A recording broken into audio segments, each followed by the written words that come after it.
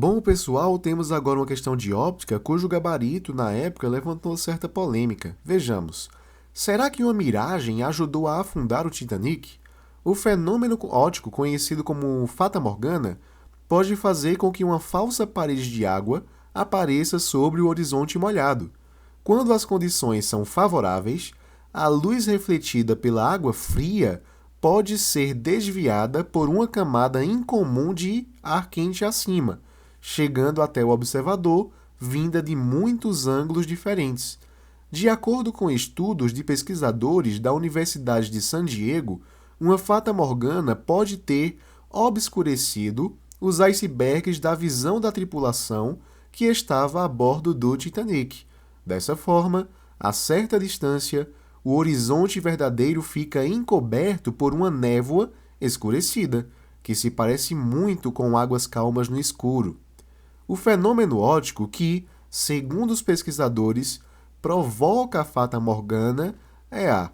Aqui a gente ignora que eu repeti a pergunta, né?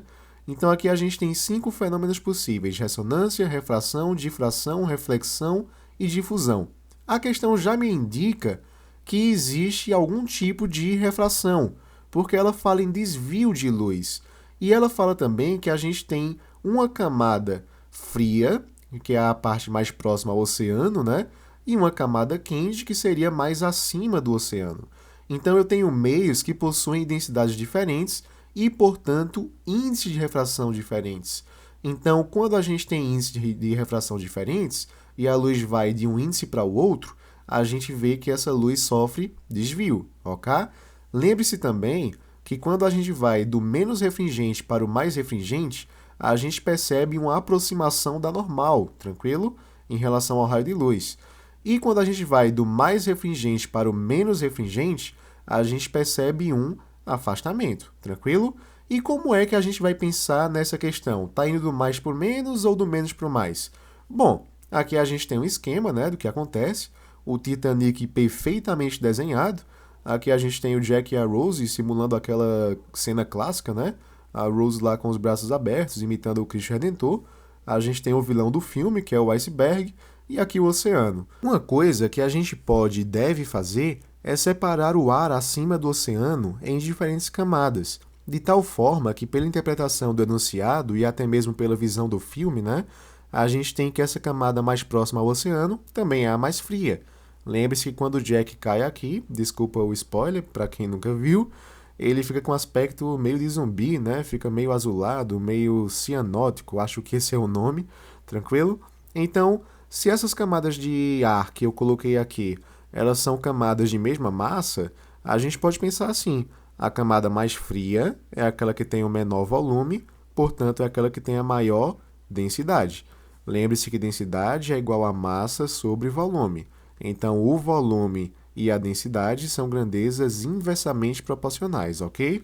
Então, se a gente tem menor volume e maior densidade, a gente também tem o maior índice de refração N, tranquilo? E se a gente pega o inverso, ó, a gente pega uma camada de ar mais quente, e aí se ele aquece, ele expande, né? Então fica maior volume.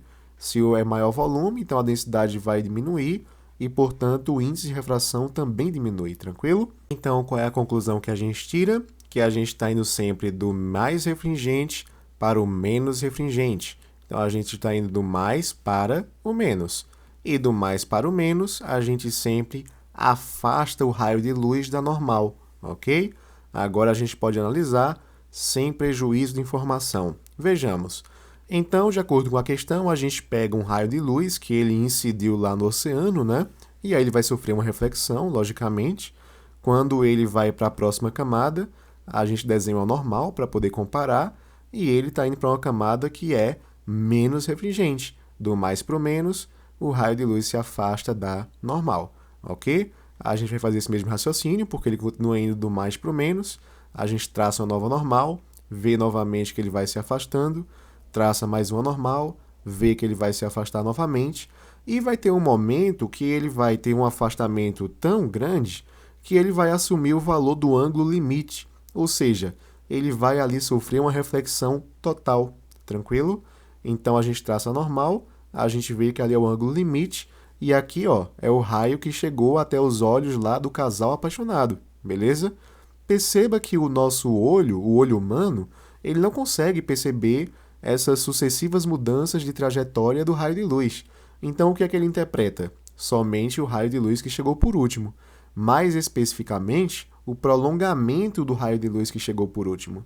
Então, o prolongamento ficaria levando a uma região que eu vou chamar de aqui, tudo bem? Então, o ponto que a gente viu inicialmente aqui no oceano, ele vai ser percebido com duplicidade aqui em cima.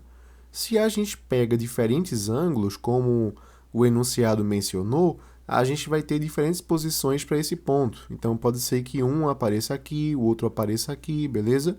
E o conjunto desses pontos vai gerar aquela cortina, a parede, né, que a questão chamou de Fata Morgana. Então, essa Fata Morgana, ela vai aparecer aqui como uma sucessão de pontos, né? E essa sucessão de pontos, ela vai bloquear a visão do vilão do filme, que é o iceberg, beleza? E aí eles vão colidir e tal, e aí a Celine Dion vai fazer aquela música melosa, e a velhinha vai jogar por alguma razão o colar no oceano, beleza? E aí você já conhece a história. Portanto, surge aí a dúvida de qual alternativa a gente vai marcar, porque a gente viu durante a questão que a gente falou muito em refração, quase todo momento, e que no finalzinho a gente teve uma reflexão interna total, não foi qualquer reflexão, ok? Outra coisa, todo o fenômeno ele só aconteceu em decorrência da refração. Sem ela, a gente não conseguiria chegar na reflexão total. Então, se a gente fosse escolher uma melhor resposta, realmente seria a letra B, de bronquite grave transmitida pelo suor. Porém, é perfeitamente compreensível que alguém tenha marcado a letra D de diarreia, porque houve um tipo de reflexão, e isso pode confundir um aluno. Então, não é uma questão muito justa nesse sentido. Uma questão tem que ser clara desde o enunciado até as alternativas. E essas alternativas realmente poderiam confundir um pouco a cabeça do aluno. Porém, a resposta mais adequada seria realmente refração. Tranquilo, pessoal? Até a próxima.